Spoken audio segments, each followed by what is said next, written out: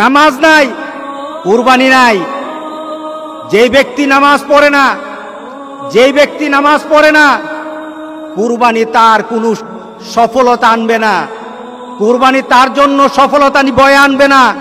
নামাজ নাই, কুরবানি হবে না তার, নামাজ ছাড়া কুরবানি হবে না।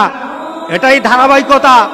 ইন্না আতাইনাকাল কাউসার ফাসাল্লি লিরাব্বিকা ওয়ানহার।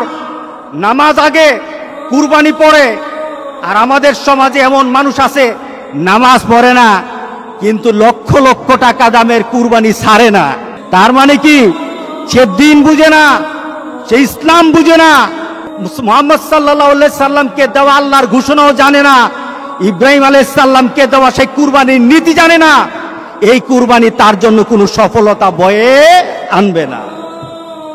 সুতরাং যারা কুরবানি দিচ্ছেন, আপনার নামাজ নাই, যারা উলামায়ে কেরাম কিন্তু বলেছেন যাদের সাথে নামাজ নাই, যাদের সাথে নামাজ নাই, নামাজি ব্যক্তি যেন তাদের সাথে কুরবানি না দেয়।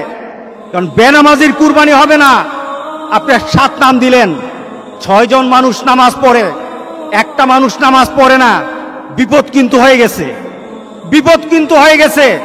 কারণ 6 ব্যক্তির অংশটা কিন্তু আরেকজনের সাথে সংযুক্ত হয়ে আছে।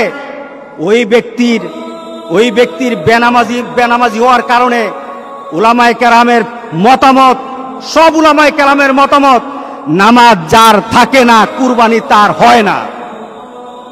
সুতরাং নামাজ ছাড়বো না। রাজি আছি সবাই? কি ছাড়বো না বলেন? নামাজ ছাড়বো না। নামাজ কায়েম করার পর আপনার কুরবানি, আপনার রোজা, আপনার হজ, আপনার ইবাদত, সকল কিছু নামাজকে দিয়ে মানদণ্ড করা হবে। আগে নামাজ, এরপরে সকল ইবাদত। এটাই হবে মুসলমানদের ধারাবাহিক আমলের নিয়ম। যাদের সাথে নামাজ নাই, আজকে চলুন তওবা করি। আজকে তওবা কবুল হবে, আজকে আল্লাহ মাফ করে দিবেন, আজকে আমাদের গুনাহগুলি মাফ করে দিবেন।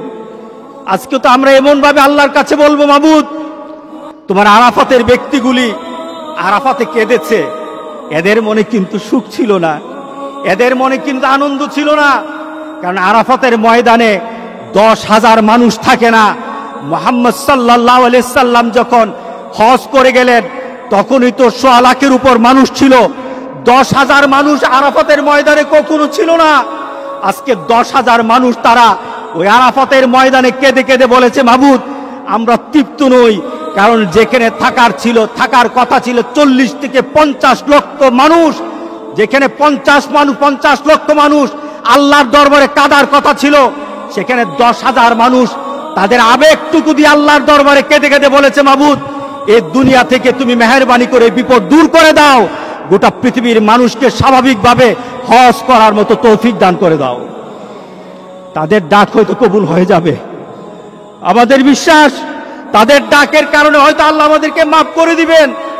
আজকে চলুন আমরা আল্লাহর দরবারে বলি, আজকে কয়টা মাস হয়ে গেল? আজকে প্রায় 6টা মাস। আমরা যেন একটা নতুন পৃথিবীতে বাস করছি, যেই নতুন পৃথিবী সম্পর্কে আমাদের কোনো ধারণা নেই।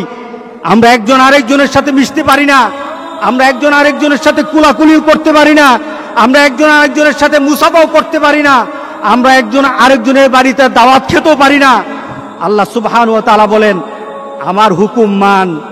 মুসাকে যেভাবে আমি বিপদ থেকে বাঁচিয়ে দিয়েছি, ইব্রাহিম আলাইহিস সালামকে আমার কথা মানার পর যেমন কুরবানি সন্তানকে না দিয়ে আমি দুম্বা দিয়ে কুরবানি করার ব্যবস্থা করে দিয়েছি, আমার কথা মানো, আমি ঠিক তোমাদেরকে ওইভাবে একটা মর্যাদার শিখরে দিয়ে দেব ইনশাআল্লাহ। ইনশাআল্লাহ আমরা আল্লাহর কাছে এমন একটা দাবি করি, আল্লাহ আমাদের সবাইকে ওই ধরনের ঈমান এবং মানসিকতা আল্লাহ সবাইকে দান করুক। সবাই বলেন আল্লাহুম্মা আমিন।